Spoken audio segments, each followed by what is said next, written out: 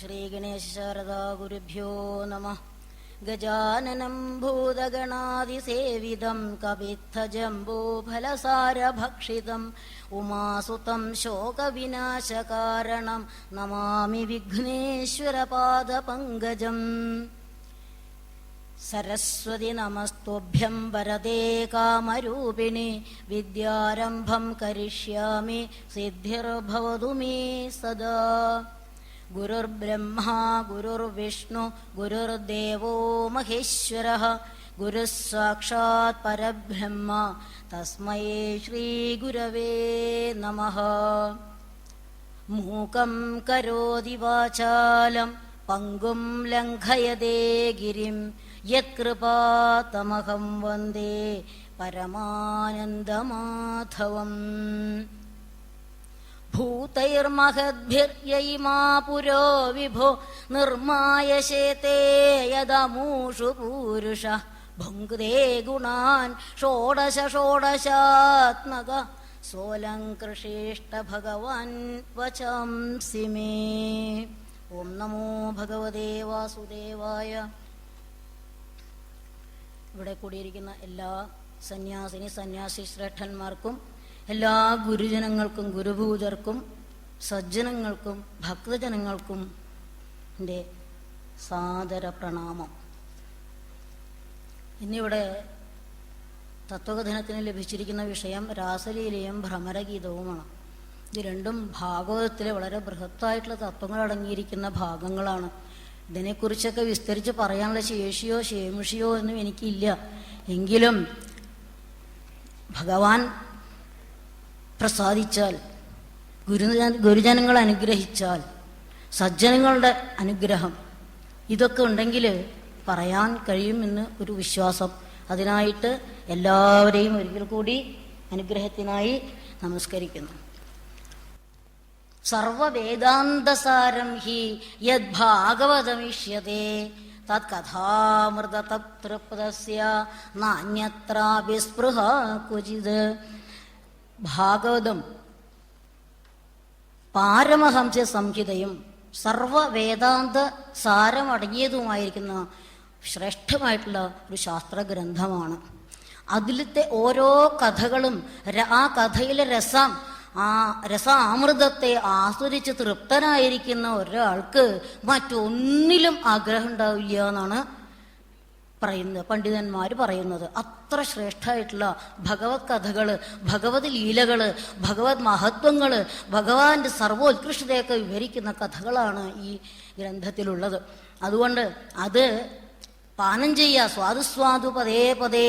ഓരോ പദങ്ങളിലും ഓരോ ഹൃദയത്തിലും സ്വാദ് ആസ്വാദനം ഉണ്ടാക്കുന്നതാണ് ഈ ഭാഗവത കഥ.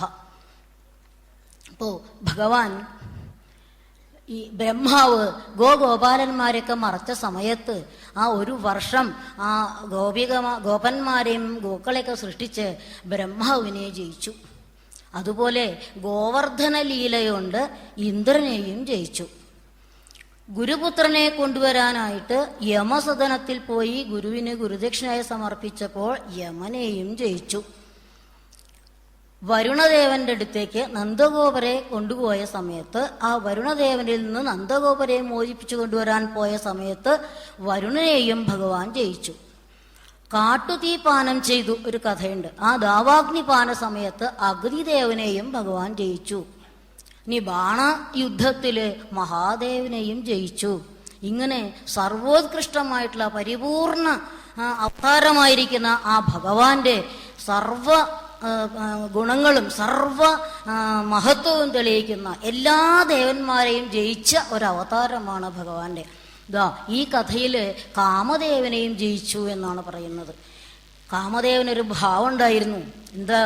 ബ്രഹ്മാവ് മുതൽ പിപീലികാ പര്യന്തമുള്ള സകല പ്രാണികളെയും ഞാൻ മോഹിപ്പിച്ച് അവരെയൊക്കെ കാമത്തിൽ മുക്കിയിട്ടുണ്ട്.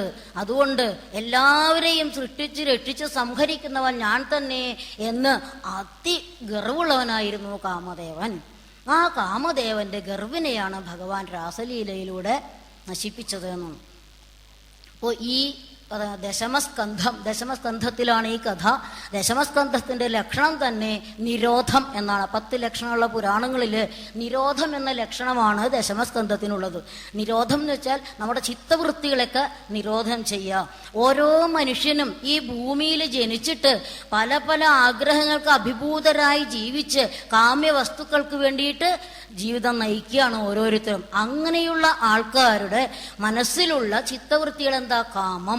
കാമം ഉണ്ടായി, അതുകൊണ്ട് ക്രോധം. അങ്ങനെ കാമക്രോധ ലോഭ മോഹവധ മാത്സര്യാദികളായിരിക്കുന്ന എല്ലാ ദോഷങ്ങളെയും ഇല്ലാതാക്കി മനസ്സിനെ പവിത്രമാക്കിയിട്ട് മുക്തി മാർഗത്തിൽ, അടുത്ത സ്കന്ധമായ മുക്തിസ്കന്ധത്തിൽ, ആ മുക്തി മാർഗത്തിലേക്ക് എത്തിക്കാനുള്ള, മനസ്സിനെ നിയന്ത്രിക്കാനുള്ള, മനസ്സിൻ്റെ ഓരോ ദുഷ്വിചാരങ്ങളെയും നിയന്ത്രിക്കാനുള്ള കഥകളാണ് ഈ ദശമസ്കന്ധത്തിൽ പറഞ്ഞിരിക്കുന്നത്.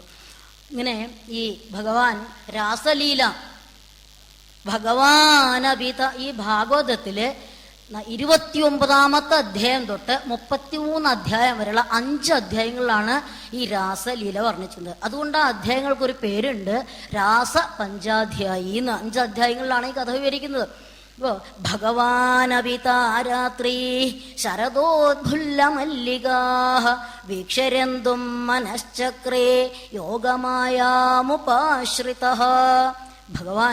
ഭഗവാന് വളരെ പ്രിയപ്പെട്ടവരാണ് ഗോപസ്ത്രീകൾ. ഈ ഗോപസ്ത്രീകൾ സർവാത്മനാ ഭഗവാനെ ആശ്രയിച്ചവരാണ്. ഇപ്പോൾ രാത്രി സമയത്ത്, നല്ല നിലാവുള്ളൊരു രാത്രിയിൽ, ശരത്കാലത്ത് തെളിഞ്ഞ നിലാവുള്ള രാത്രിയിൽ മാലതി, മുല്ല, ചമ്പകം, പാരിജാതം മുതലായ മനോജ്ഞ കുസുമങ്ങളെ കൊണ്ട് മനോവികാരം ഉണർത്തുന്നതായ ആ സമയത്ത് ഭഗവാൻ അത് കണ്ടപ്പോൾ ഒരു ആഹ്ലാദം ഉണ്ടായി. ആ ആഹ്ലാദം കൊണ്ട് പരമാനന്ദ പരവശനായ ഭഗവാൻ തൻ്റെ ഭക്തകളായ ഗോപികമാരോടുകൂടി രമിക്കണമെന്ന് ആഗ്രഹിച്ചു. അങ്ങനെ അനേകം ഗോപികമാരോടുകൂടി ഒരേ സമയത്ത് രമിക്കുക എന്ന് പറഞ്ഞാൽ അതൊരു അസാധാരണമായ കഴിവാണ്. അപ്പോൾ അതിനു വേണ്ടിയിട്ട് തൻ്റെ യോഗമായ ദേവിയെ ഭഗവാൻ ആശ്രയിക്കുകയും ചെയ്തു. ഈ ഭഗവാൻ ഈ ഓടക്കുഴൽ വിളിച്ച ആ ഓടക്കുഴൽ നാദത്തിന് തന്നെ ഒരു പ്രത്യേകത ഉണ്ട്. എന്താ?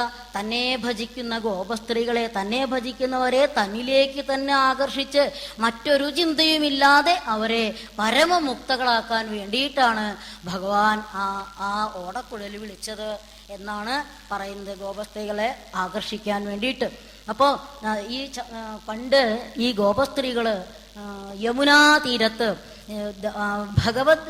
ദേവീ വിഗ്രഹം ഉണ്ടാക്കിയിട്ട് പ്രാർത്ഥിക്കാറുണ്ടായിരുന്നു. എല്ലാ ഗോപസ്ത്രീകളും പോയിട്ട് കാർത്യായനി മഹാമായേ മഹായോഗിന്യധീശ്വരി നന്ദഗോപസുതം ദേഹി പതിമേ കുരുതേ നമ. എല്ലാവരും ഒരുമിച്ചിരുന്നിട്ടാണ് ജപിച്ചിരുന്നത്. അപ്പോൾ അവർക്കൊരു പരസ്പര വൈരോ വിദ്വേഷമോ ഒന്നും ഉണ്ടായിരുന്നില്ല. സാധാരണക്കാർക്ക് അങ്ങനെയല്ല. എന്നാൽ ഇവരെല്ലാവരും ഏക മനസ്സോടെയാണ് പ്രാർത്ഥിച്ചിരുന്നത്. അങ്ങനെ 1 വർഷം നീണ്ടു നിന്ന അവരുടെ ആ വ്രത അനുഷ്ഠാനത്തിന് ശേഷം ഇവര് ആ വ്രത അവസാനം കാളിന്തി നദിയിൽ കുളിക്കാനായിട്ട് ഇറങ്ങിയപ്പോൾ അവരുടെ വസ്ത്രമൊക്കെ അവർ കരക്കി വെച്ചിട്ടാണ് കുളിക്കാൻ ഇറങ്ങിയത്. ഭഗവാൻ ഇതറിഞ്ഞ് വന്ന് അവരുടെ വസ്ത്രമൊക്കെ എടുത്ത്, ആ കഥയൊക്കെ കേട്ടിട്ടുണ്ടാവും, അങ്ങനെ അവരുടെ വസ്ത്രമൊക്കെ അവർക്ക് തിരിച്ചു കൊടുത്തു. അപ്പം അവര് ഭഗവാനെ സർവാത്മന അന്ന് കൈകൂപ്പി ശരണം പ്രാപിച്ചപ്പോൾ അവരോട് ആ വസ്ത്രം കൊടുത്തതിന് ശേഷം പറഞ്ഞു, യമുനാ പുളിനേസ ചന്ദ്രിക ക്ഷണത ഇത്യപലാസ്ത്വമൂജിവാൻ. അല്ലയോ സുന്ദരിമാരെ, നിങ്ങൾക്ക് ഇന്നുണ്ടായിരുന്ന നിങ്ങളുടെ ആഗ്രഹത്തിൻ്റെ മറുപടി യമുനാ പുളിനത്തിൽ ഒരു ദിവസം നിങ്ങൾക്കുണ്ടാകും എന്ന് അദ്ദേഹം പറഞ്ഞിരുന്നു. അതനുസരിച്ചാണ് അദ്ദേഹം ആ രാത്രിയാണ് ഇപ്പോൾ സമാഗതമായിരിക്കുന്നത്. ആ രാത്രി ആ സന്തോഷം കൊണ്ട് അദ്ദേഹം ഓടക്കുഴൽനാഥൻ ജപിച്ചു. അപ്പോൾ സാധാരണഗതിയിൽ ഈ രാസലീല, ഈ രാസപഞ്ചാധ്യായി എന്ന് പറഞ്ഞാൽ മനുഷ്യരെ ഓരോരുത്തരെയും സംസാര സമുദ്രത്തിൽ നിന്ന് കരകയറ്റാൻ ഉപകരിക്കുന്ന മാർഗമാണ് ഈ കഥയിലൂടെ വിവരിക്കുന്നത്. അനേക സ്ത്രീകളോട് രമിച്ചു എന്ന് പറഞ്ഞാൽ അത് ഭഗവാൻ ശൃംഗാര നടനമാടിയെന്നൊന്നും അതിനർത്ഥമില്ല. ഭഗവാന് എന്തും ചെയ്യാൻ കഴിവുള്ളവനാണ് ഭഗവാൻ. ആ ഭഗവാൻ തൻ്റെ കർമ്മത്തിലൂടെ, പ്രവൃത്തിയിലൂടെ നിവൃത്തി മാർഗത്തെയാണ് കാണിച്ചു തന്നത്.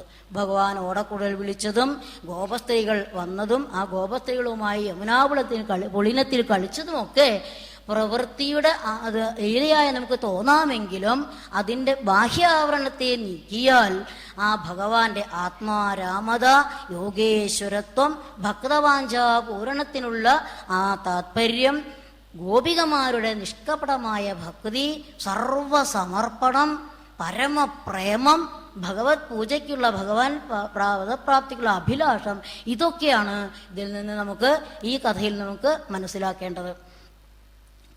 ഭഗവാൻ അനുഗ്രഹായ ഭൂതാനാം മാനുഷം തനുമാശ്രിത ഭജതേ താദൃശീ ക്രീഡ യാ ശ്രുത്വാ. ഈ ഭഗവാന്റെ കഥകള് എല്ലാ ആൾക്കാരും കേട്ടിട്ട് ഭഗവാൻ ഭൂമിയിൽ അവതരിച്ചിരിക്കുന്നത് തന്നെ ഓരോരോ ലീലകൾ ആടിയിട്ട് ആ ലീലകളിലൂടെ മനോഹരമായ തത്വോപദേശങ്ങൾ നൽകിയിട്ട് നമ്മളെ ഓരോരുത്തരെയും ഉയർത്താൻ വേണ്ടിയിട്ടാണ്.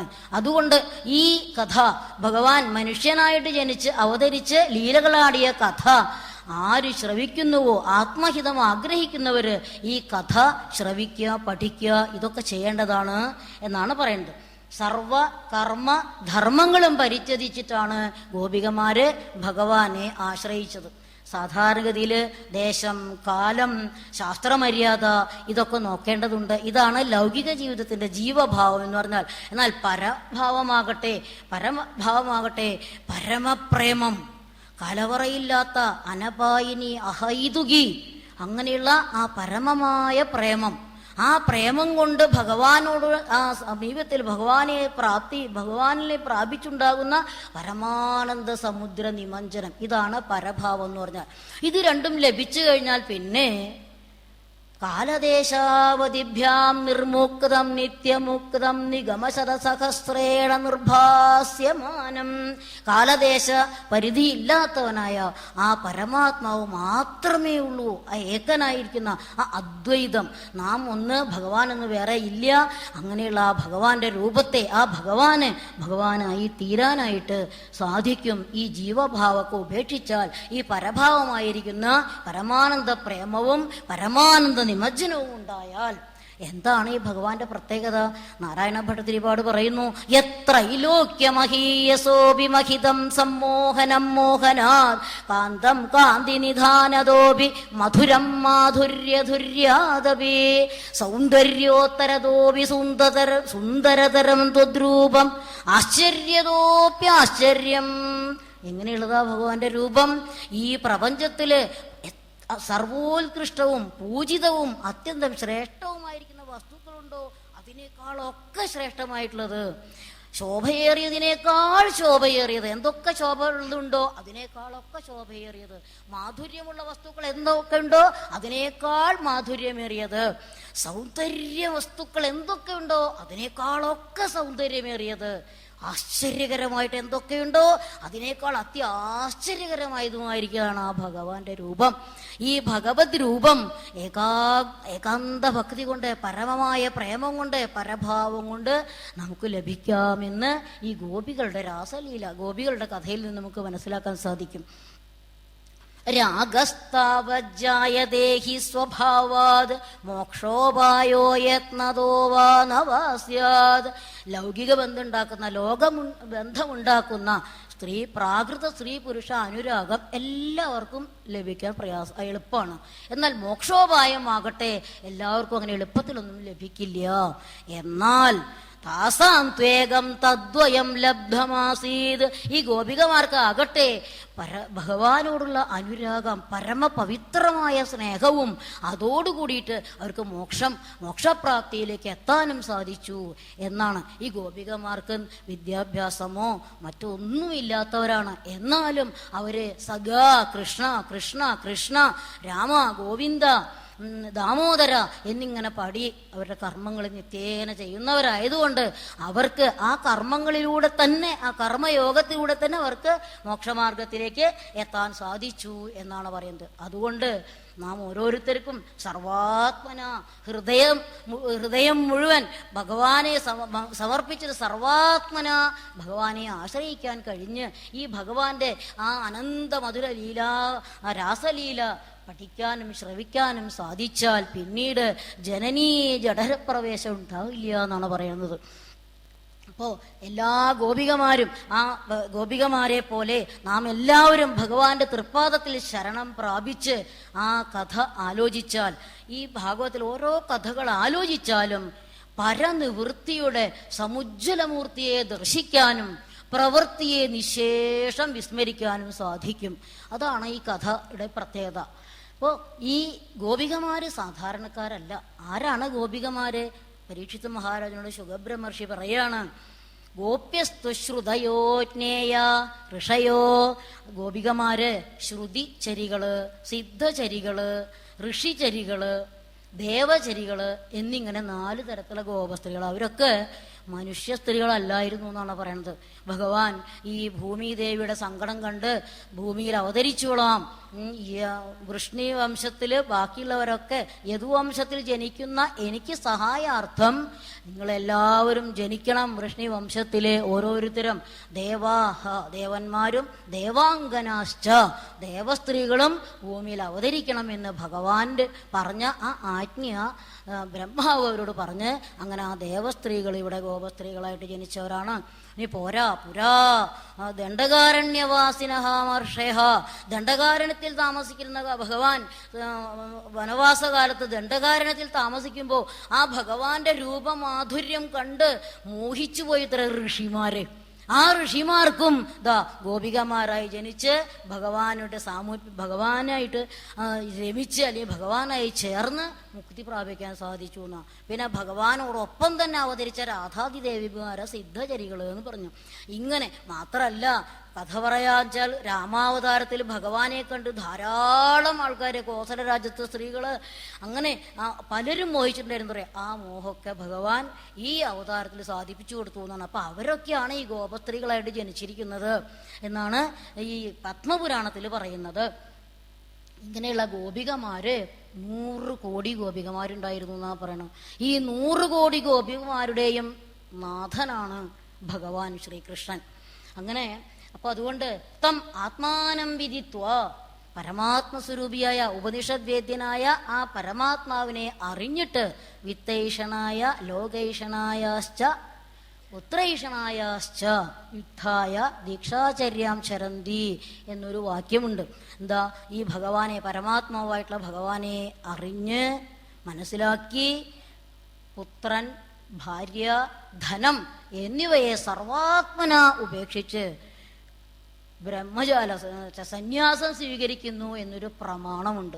ആ പ്രമാണ രീതി അനുസരിച്ച് ഈ ഗോപികമാര് അവരുടെ പതിപുത്രാദികളെ ഒക്കെ ഉപേക്ഷിച്ചിട്ടാണ് ഭഗവാനെ ആശ്രയിച്ചത്.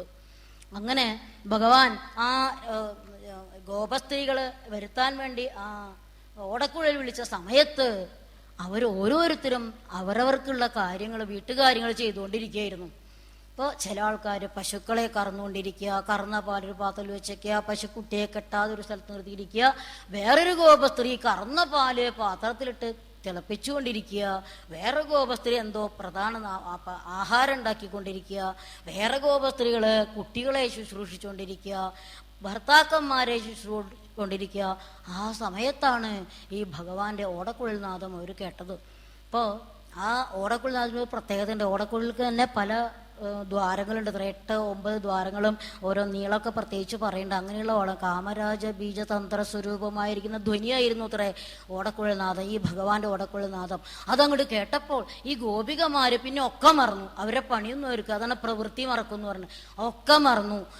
പശുവിനെ കറന്നിരുന്ന ആ ഗോപസ്ത്രീ കറക്കല് വേണ്ടാന്നങ്ങോട്ട് വെച്ചു. പാലും എടുത്തില്ല, പശുക്കുട്ടിയെ കുടിക്കാനായിട്ട് വിട്ടതുമില്ല. അതും നമുക്ക് മനസ്സിലാക്കുന്നത് അർത്ഥാശയില്ലാതെയായി, ധർമ്മശ്രദ്ധയില്ലാതെയായി അവർക്ക് എന്നർത്ഥം.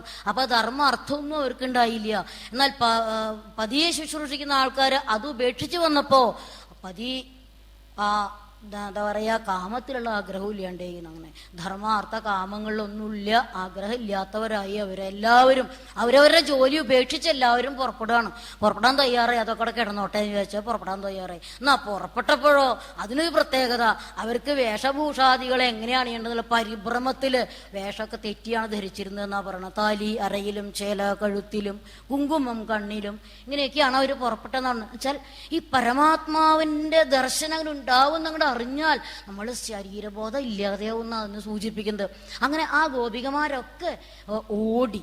ഒരു വീട്ടിൽ നിന്ന് തന്നെ ചിലപ്പോൾ 2-3 പേരുണ്ട്, പക്ഷെ അവർ പരസ്പരം കണ്ടില്ല എന്നാണ് പറയണത്. വീട്ടിൽ നിന്ന് പുറപ്പെട്ട് പോരുമ്പോ മറ്റേ കൂടെ ഉണ്ടായിരുന്ന ഗോപസ്ത്രീകളിൽ നിന്ന് അവർ കണ്ടില്ല എന്ന്. അത്രയ്ക്ക് പരമമായ പ്രേമമായിരുന്നു പരമാനന്ദ സ്വരൂപിയായ ഭഗവാനോട്.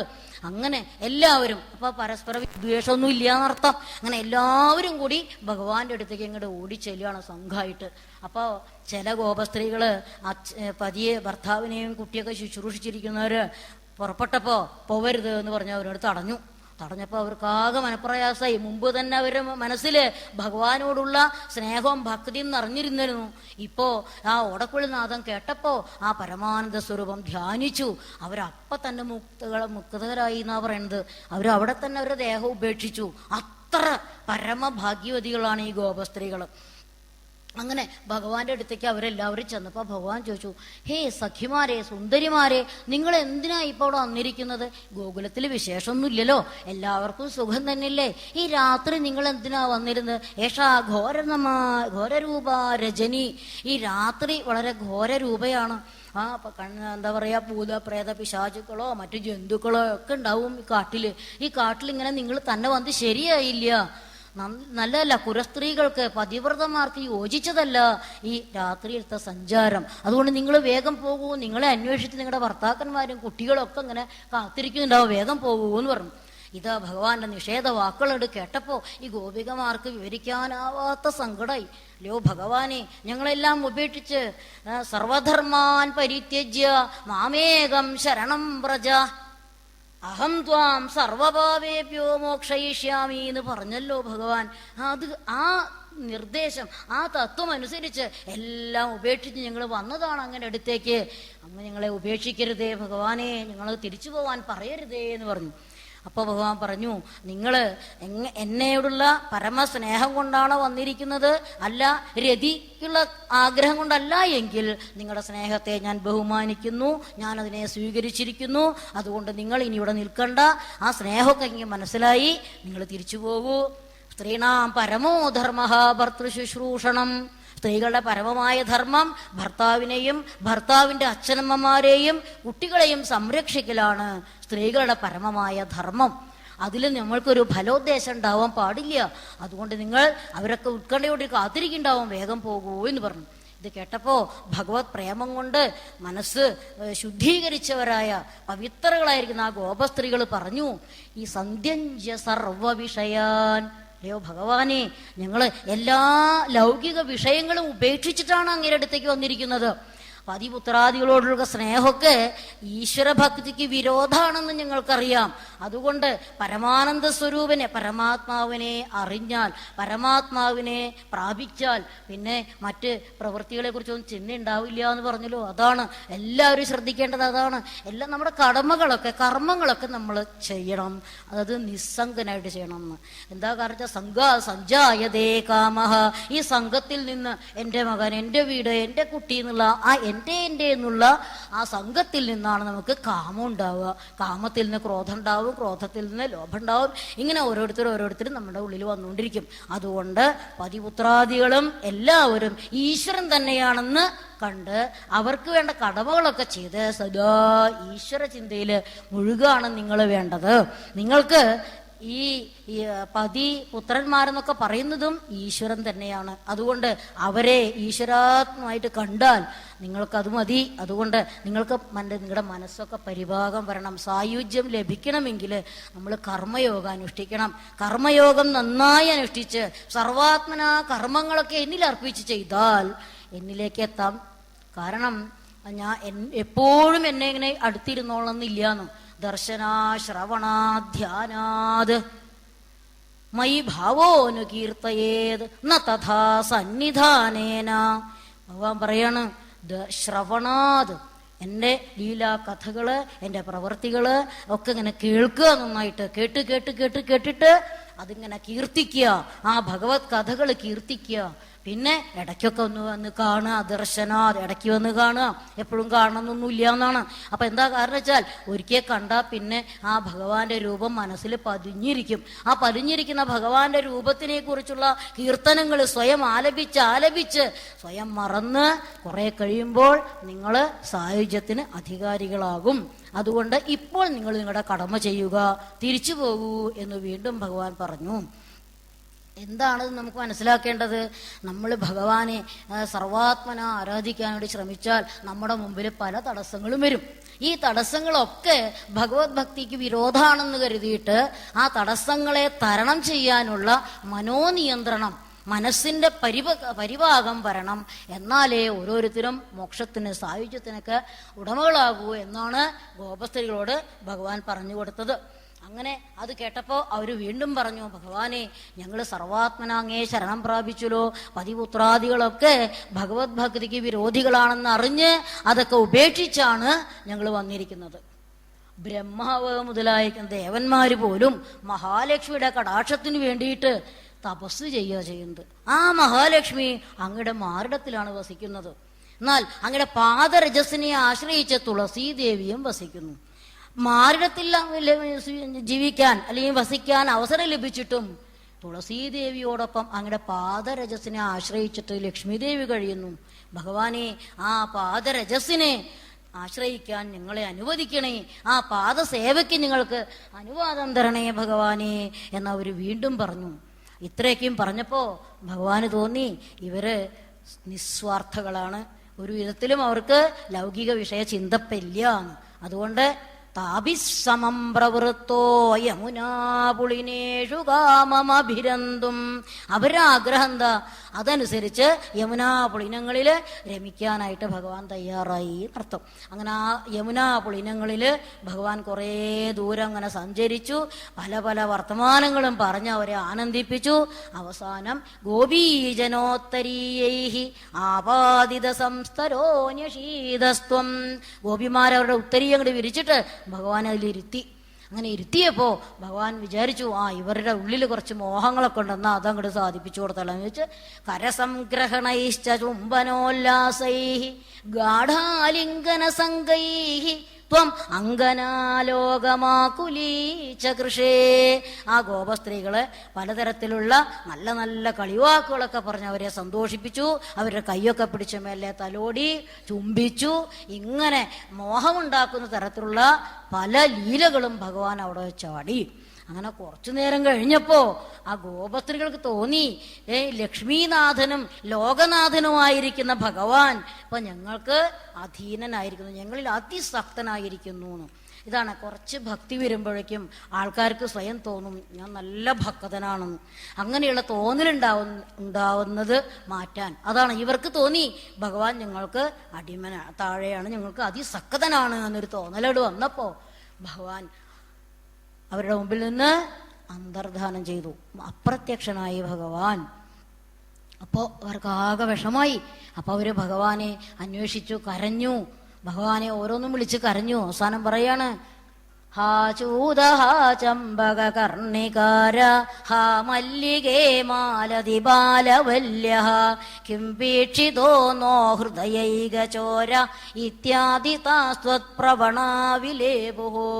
അവര് മനസ്സിൽ മുഴുവൻ ഭഗവാനെ ഇങ്ങോട്ട് നിറച്ചു. എന്നിട്ട് ചോദിക്കുകയാണ്, തുളസി, മറ്റേ കർണികാരമേ, മറ്റേ തേന്മാവേ, ചെമ്പകമേ, ഇങ്ങനെ ഓരോരോ വൃക്ഷങ്ങളോടും വല്ലികളോടും പക്ഷികളോടും ആ ശ്രീരാമാവതാരത്തിൽ ഭഗവാൻ സീതയെ അന്വേഷിച്ച് ഇങ്ങനെയാണല്ലോ നടന്നത്. വൃക്ഷസഞ്ചയങ്ങളെ നിങ്ങളും ഉണ്ടോ കണ്ടു, അതേപോലെ പക്ഷി സഞ്ചയങ്ങളെ നിങ്ങളും ഉണ്ടോ കണ്ടു എന്നിങ്ങനെ ചോദിച്ച് നടന്ന പോലെ ഇവിടെ ഈ ഗോപസ്ത്രീകള് ഭഗവാനെ അന്വേഷിച്ച് മരങ്ങളോടും ചെടികളോടും ഭഗവാൻ ഇഷ്ടപ്പെട്ട തുളസീദേവിയോടും എല്ലാറ്റിനോടും ഭഗവാനെ അന്വേഷിച്ച് നടന്നു. കണ്ടുവോ ഞങ്ങളുടെ ഹൃദയചോരനായിരിക്കുന്ന കണ്ണനെ കണ്ടുവോ എന്ന് ചോദിച്ച് അവരിങ്ങനെ നടന്നു കുറേ ദൂരം. നടന്നു, കണ്ടില്ല, വിഷമായി. അപ്പൊ അവർ ഓരോരുത്തരും എന്ത് ചെയ്തു? ആ ഭഗവാന്റെ ഓരോരോ കേചന പൂതനായന്ത്യാഹ, ചില ആൾക്കാര് പൂതനയായിട്ട് അഭിനയിച്ചു, അപ്പൊ ചില ആൾക്കാര് കൃഷ്ണനായിട്ട് അഭിനയിച്ചു. ഇതാ ഇങ്ങനെയാണ് കൃഷ്ണൻ പൂതനയെ കൊന്നത്, ശക്ടാസുരൻ ഇങ്ങനെയാണ് കൊന്നത്, തൃണാവർത്തൻ ഇങ്ങനെയാ കൊന്നത് എന്നൊക്കെ അവര് ഭഗവാന്റെ ഓരോ ലീലകൾ അഭിനയിക്കാൻ തുടങ്ങി. അതുമാത്രല്ല, എന്തൊക്കെ ഭഗവാൻ ലീലകളാടിയോ, ബകാസുരനെ കൊന്നത്, അഘാസുരനെ കൊന്നത്, കാളിയനെ കാളിയന്റെ അഹംഭാവം തീർത്ത്, ഇതൊക്കെ അവരഭിനയിക്കുക. ഒരാള് കാളിയനാവും, ഒരാള് കൃഷ്ണനാവും, ഒരാള് തൃണാവർത്തനാവും. ഇങ്ങനെ ഈ ഭഗവാനിൽ അങ്ങോട്ട് ലയിച്ച് ലയിച്ച് ലയിച്ച് അവരിങ്ങനെ നടന്നു. അപ്പൊ അങ്ങനെ നടന്നു പോകുമ്പോ മണലിൽ നോക്കി ഇപ്പൊ ഭഗവാന്റെ ആ വജ്രാങ്കുശധ്വജപതാകൾ അടങ്ങിയിരിക്കുന്ന ആ കാലടിപ്പാടുകൾ ഇങ്ങനെ കാണണം. ആ ഭഗവാൻ ഈ വഴിയാണ് പോയത് എന്ന് വിചാരിച്ച് ആ ഗോപസ്ഥികൾ ഭഗവാനെ അന്വേഷിച്ച് നടന്നു. കുറച്ചു ദൂരം ചെന്നപ്പോ ഭഗവാന്റെ കാലടിയുടെ കൂടെ വേറെ 2 കാലടികളും. അപ്പൊ തീരുമാനിച്ചു, ഭഗവാൻ നമ്മളിൽ നിന്ന് ഒരുത്തിയെ കൊണ്ടുപോയി ഈ ഭഗവാനിന്റെ പക്ഷഭേദം കണ്ടു, അതിൽ സാരില്ല എന്ന് വിചാരിച്ച അവരെ അന്വേഷിച്ച് വീണ്ടും നടന്നപ്പോ ആ ഗോപസ്ഥയുടെ കാലടി കാണാനില്ല, ഒരു ഭഗവാന്റെ കാലടി മാത്രമേ കാണൂ. അപ്പൊ അവര് തീരുമാനിച്ചു, ഇവിടെ നിങ്ങളുടെ ഭഗവാൻ അവളെ എടുത്തിട്ടുണ്ടാവും. അതാണ്, അങ്ങനെ ചിന്തിച്ചു. അങ്ങനെ സംഗതി ശരിയായിരുന്നു. രാധാപിതാം താവത ജാതഗർവാം അതിപ്രിയാം ഗോപവധും മുരാരേ ഭവാനുപാദായ ഗതോ വിദൂരം. അങ്ങനെ ഭഗവാൻ ഈ രാധ എന്ന ഗോപസ്ത്രീയും കൊണ്ട് കുറേ ദൂരം അങ്ങനെ നടന്നു കുറേ ചെന്നപ്പോ രാധാദേവി പറഞ്ഞു, കാല് കടഞ്ഞിട്ട് വയ്യ കണ്ണാ, എനിക്ക് നടക്കാൻ തീരെ വയ്യ എന്ന് പറഞ്ഞു. എന്നാ ശരി, എന്റെ പുറത്ത് കയറിക്കോളൂ എന്ന് പറഞ്ഞു ഭഗവാൻ അവിടെ കിടന്നു. കയറാനായിട്ട് നോക്കിയപ്പോഴോ ഭഗവാൻ അപ്രത്യക്ഷനായി. അപ്പൊ രാധാദേവിക്ക് അജാതഗർവ്യ എന്ന് പറഞ്ഞ ആ രാധാദേവിക്കും എന്നെയാണല്ലോ കൃഷ്ണൻ കൂടെ കൊണ്ടുവന്നത് എന്നൊരു ഭാവം ഉണ്ടായി. ആ ഭാവം ഉള്ളില് എന്ത് ഭാവം നമുക്കുണ്ടോ, ഭാവഗ്രാഹി ജനാർദ്ദനഹ എന്നാണ് പറയാ. നമ്മുടെ ഉള്ളിലുള്ള ഭാവത്തെ മുഴുവൻ അറിയാൻ കഴിവുള്ളവനാണ് ഭഗവാൻ. അങ്ങനെ ആ ഭഗവാൻ രാധാദേവിയും ഉപേക്ഷിച്ചു പോയി. അപ്പൊ രാധാദേവിക്ക് സങ്കടമായി. കാട്ടിയിലൊന്നുണ്ട് മൂളുന്നോ കണ്ണ, കേട്ടിട്ടേറ്റം ഭയമുണ്ട് എനിക്ക്, കാട്ടാന കരടി പുലി ചെന്നായ കാട്ടു പോത്തു കരിമ്പുലിയെല്ലാം, കണ്ടാൽ എന്നെ പിടിച്ചവർ തിന്നും, കാട്ടിയിലിട്ടേച്ചു പോകല്ലേ കണ്ണ. ഇങ്ങനെയൊക്കെ കരഞ്ഞു പറഞ്ഞിട്ടും കൃഷ്ണൻ വന്നില്ല. അപ്പൊ ഒറ്റയ്ക്കിരുന്ന് ഇങ്ങനെ കരയാണ്. അപ്പോഴാണ് ഈ ഗോപസ്ത്രീ അവിടേക്ക് ചെല്ലണത്. അപ്പൊ അവളുടെ സങ്കടം കണ്ടപ്പോ അവര് മറ്റതെല്ലാം മറന്നു. അവളെല്ലേ കൊണ്ടുപോയി എന്നുള്ള ഭാവമൊന്നും അവർക്കുണ്ടായില്ല. അവരെല്ലാവരും കൂടി വീണ്ടും ആ യമുനാ ആവളയത്തിലേക്ക് തിരിച്ചു വന്നു. എന്നിട്ട് അവരെല്ലാവരും ഓരോരുത്തരും ഓരോ ഗാനം ആലപിക്കുകയാണ്. അതാണ് ഗോപികാഗീതം എന്ന പേരിൽ അറിയപ്പെടുന്നത്. 2-3 ശ്ലോകത്തിന്റെ അർത്ഥം പറയാം. ജയതി തേധികം ജന്മനാ വ്രജ ശ്രയത ഇന്ദിരാ ശശ്വതത്രഹി ദയിത ദൃശ്യതാം ദിക്ഷുതാവഗ ത്വയി ധൃദാസവ ത്വാം വിചിന്വതേ. അല്ലയോ ഭഗവാനെ, അങ്ങയുടെ അവതാരം കൊണ്ട് ഈ ഗോകുലം മുഴുവൻ വൈകുണ്ഠാദി ശ്രേഷ്ഠ ലോകത്തെക്കാളും ഐശ്വര്യം പ്രാപിച്ചിരിക്കുകയാണ്. എന്താ കാരണം എന്ന് വെച്ചാൽ, ലക്ഷ്മീദേവി അങ്ങയുടെ സാന്നിധ്യമുള്ളിടത്ത് നന്നായിട്ടുണ്ട് വിളയാടുന്ന. അതുകൊണ്ട് ഗോകുലം ഇപ്പൊ വൈകുണ്ഠ ലോകത്തെക്കാളും വിഭൂതിയാണ്. എന്നാൽ അങ്ങയെ ആശ്രയിച്ച, അല്ലയോ പ്രാണനാഥ ഭഗവാനെ, അങ്ങയെ ആശ്രയിച്ച ഞങ്ങളോ ഇതാ ഈ കാട്ടില് അങ്ങയെ തിരഞ്ഞു നടക്കുകയാണ്. എന്താണ്, അങ്ങക്ക് ഞങ്ങളെ കൊല്ലണമെന്നുണ്ടായിരുന്നെങ്കിൽ മുമ്പ് തന്നെ ആവായിരുന്നില്ലേ? എന്തിനു ഞങ്ങളെ മുമ്പൊക്കെ രക്ഷിച്ചു? വിഷമയാപ്യയാത് വ്യാളരാക്ഷസാത് വർഷമാരുതാത് വൈദ്യുതാനലാത് വൃഷമയാത്മജാത് വിശ്വതോഭയാത് ഋഷഭനാഥതേ രക്ഷിതാഭയം. അല്ലയോ ശ്രേഷ്ഠ പുരുഷ, അന്ന് ഞങ്ങളെയൊക്കെ രക്ഷിച്ചില്ലേ ഓരോരോ അപകടങ്ങളിൽ നിന്ന്? ആ കാളിയന്റെ വിഷജലപാനം ചെയ്തിട്ട് ഗോപന്മാരെയും ഗോക്കളെയും ഒക്കെ അങ്ങ് രക്ഷിച്ചു, സംരക്ഷിച്ചു.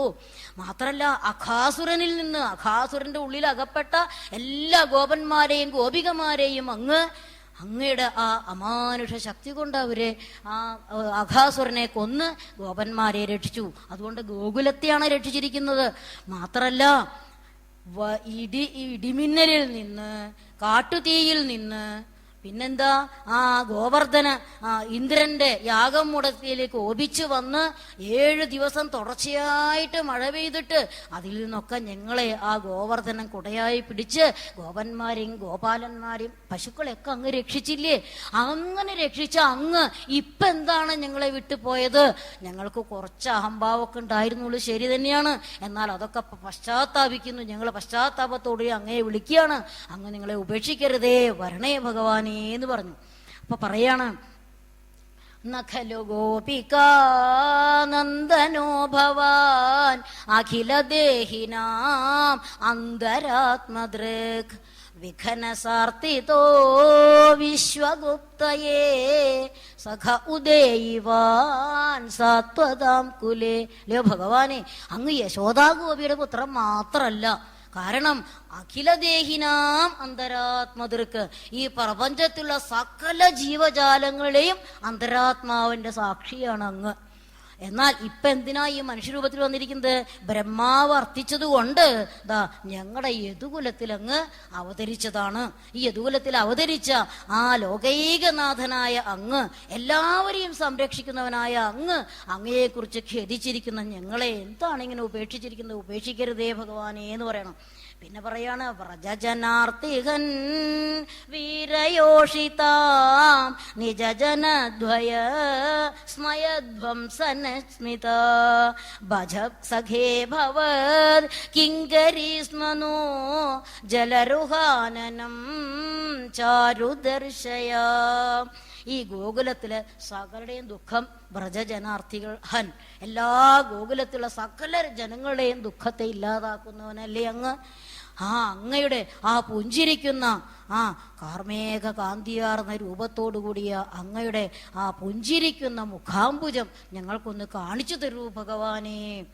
മാത്രല്ല, ഈ വൃഷ്ണിനാഥനായിരിക്കുന്ന ഭഗവാനെ ആരാശ്രയിക്കുന്നുവോ അവരുടെ സകല സങ്കടങ്ങളും തീർത്ത് അനുഗ്രഹം കൊടുക്കുന്നവനാണ് അങ്ങ്.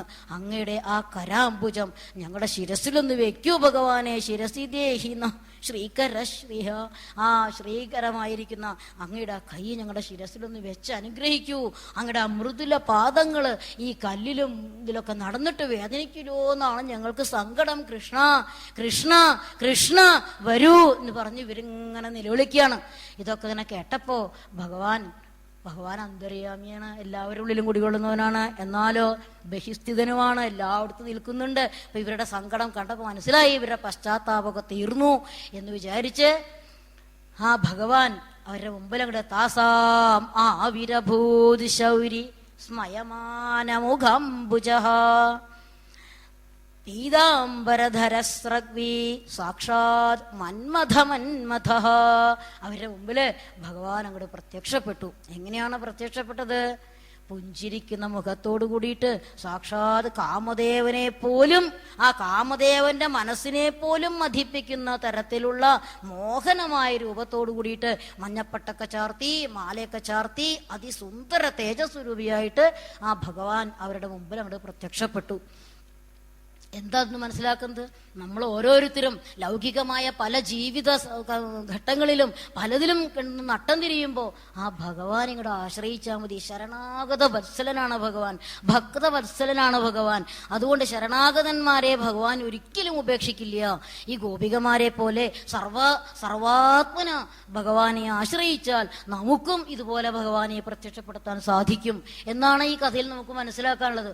അങ്ങനെ ഭഗവാനോട് പ്രത്യക്ഷപ്പെട്ടപ്പോൾ ഇവർക്ക് എന്താ ചെയ്യേണ്ടെന്ന് അറിയില്ല. വിചാരിച്ചിരിക്കുന്ന ആള് പെട്ടെന്ന് ഇങ്ങോട്ട് വന്നപ്പോ അതാ ധ്രുവൻ അങ്ങനെയാണ് തപസ് ചെയ്ത് ഭഗവാൻ അങ്ങോട്ട് പ്രത്യക്ഷപ്പെട്ടപ്പോ ദൃഗ്ഭ്യാനിമഗ്നമിവ രൂപരസായനേതേ, ഭഗവാന്റെ രൂപരസായനത്തിൽ കണ്ണുകൊണ്ട് ഇങ്ങനെ ആണ്ട് മുങ്ങിപ്പോയി ആ ധ്രുവൻ എന്നാണ് പറയണത്. എന്നിട്ട് ഒരു വാക്കും പറയാൻ പറ്റാതെ അങ്ങനെ നിന്നു. ഭഗവാൻ ആ സുദർശന ചങ്കുകൊണ്ട് ഇങ്ങനെ തൊട്ടപ്പോഴാണ് സ്തുതിക്കാൻ ധ്രുവന് സാധിച്ചത്. അതേപോലെ ഈ ഗോപികമാർക്ക് ഭഗവാനെ പെട്ടെന്ന് മുമ്പിൽ അങ്ങോട്ട് കണ്ടപ്പോ എന്തു ചെയ്യണം എന്നറിയില്ല എന്നാണ് പറയണത്. അങ്ങനെ അവര് പെട്ടെന്ന് ഒരാൾക്ക് ബോധമുണ്ടായി, ഞാൻ തന്നെ വേണം ഏറ്റവും ആദ്യം ഭഗവാനെ സ്പർശിക്കാൻ. ഒരു ഗോപസ്ത്രീ ഓടി വന്ന് ഭഗവാന്റെ കൈയെടുത്ത് തൻ്റെ നെഞ്ചിൽ അങ്ങോട്ട് വെച്ചു. ഇത് കണ്ടപ്പോൾ വേറൊരു ഗോപസ്ത്രീ വന്ന് മറ്റേ കൈയെടുത്ത് തൻ്റെ തോളിൽ വെച്ചു. വേറൊരു ഗോപസ്ത്രീ ഓടി വന്ന് ഭഗവാന്റെ പടീരസാരഘന സൗരം, ആ വസ്ത്രത്തിന്റെ സുഗന്ധം ആരും അറിയാതെ ചോദിച്ചു. ഇങ്ങനെ ഓരോരുത്തരും അവർക്ക് ഇഷ്ടപ്പെട്ടത് അതാണ്. ഭഗവാൻ ഇങ്ങോട്ട് പ്രാപിച്ചു കഴിഞ്ഞാൽ ഭഗവാൻ പിന്നെ ഭക്തന്റെ ഹിതം, ഭക്തന്റെ ഇഷ്ടം ഇങ്ങോട്ട് സാധിപ്പിച്ചു തരുന്ന, അവരെന്താ ആഗ്രഹിച്ച അതൊക്കെ ചെയ്യാനായിട്ട് ഇങ്ങനെ നിന്നു കൊടുത്തു ഭഗവാൻ.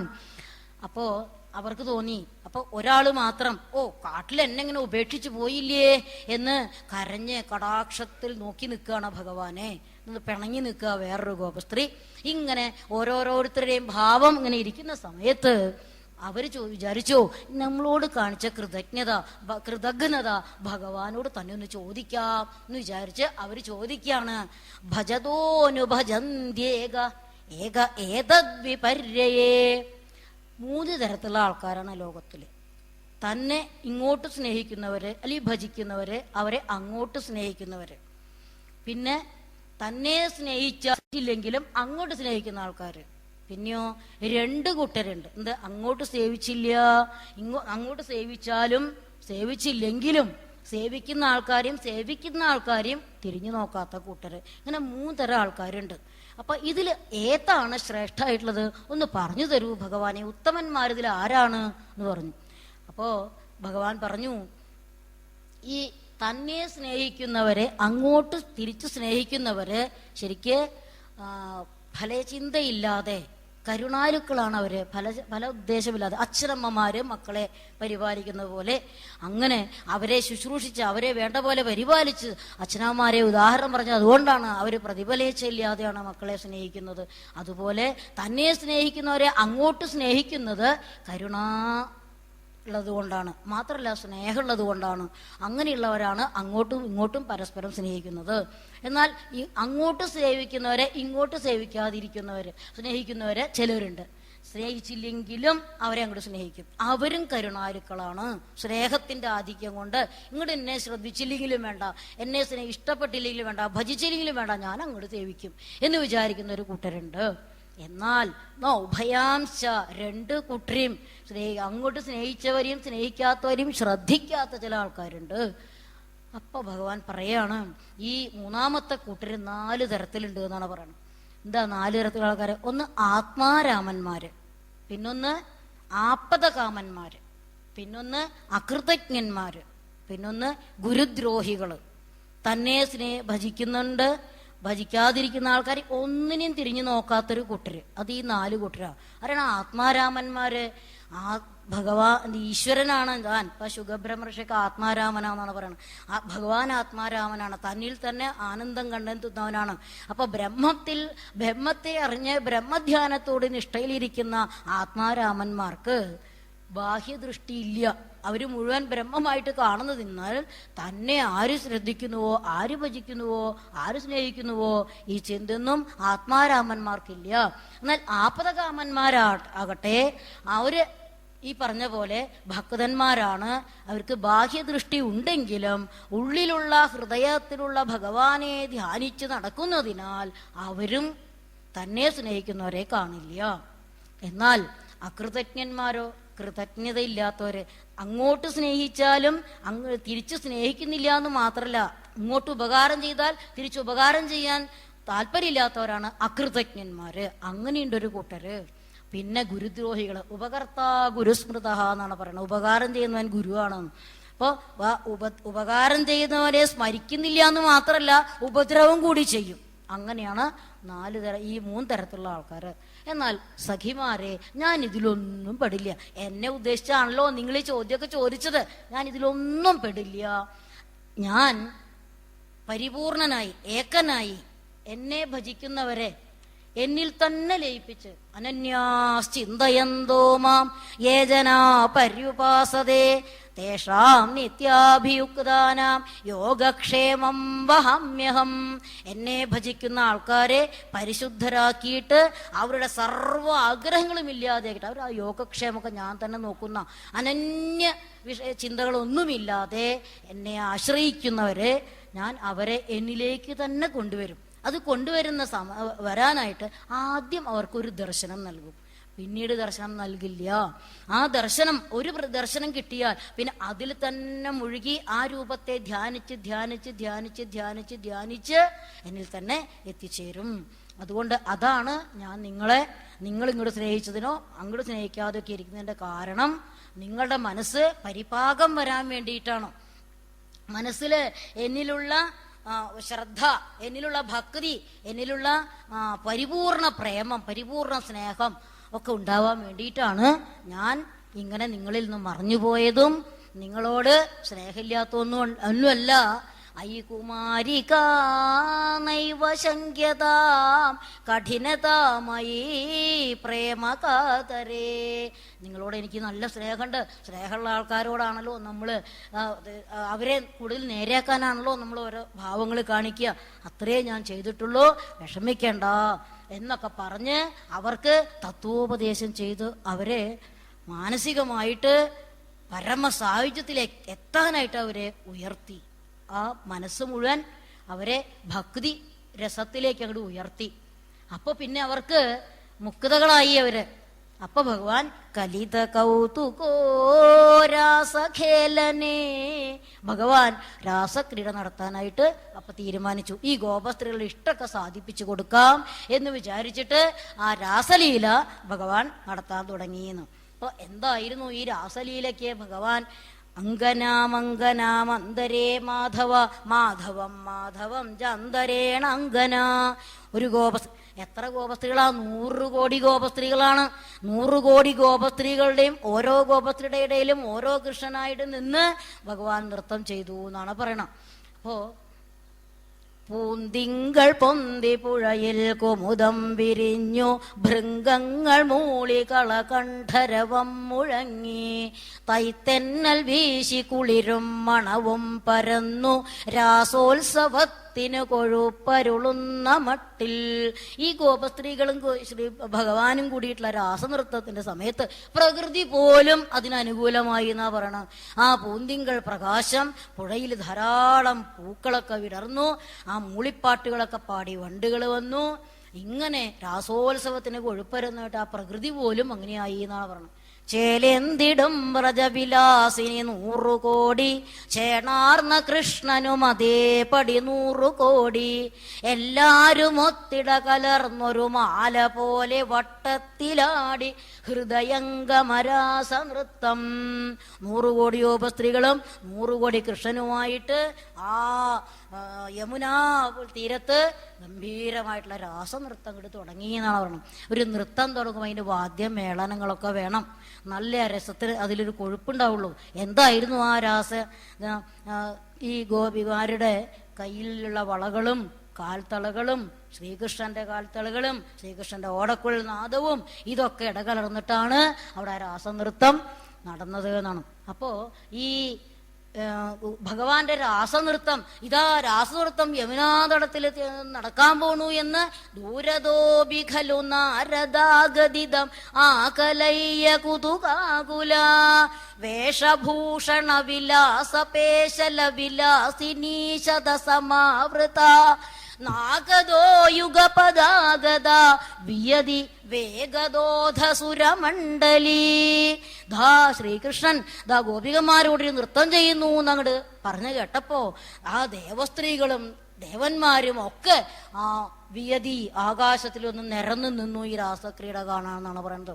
അത്ര മനോഹരായിരുന്നു എന്നർത്ഥം.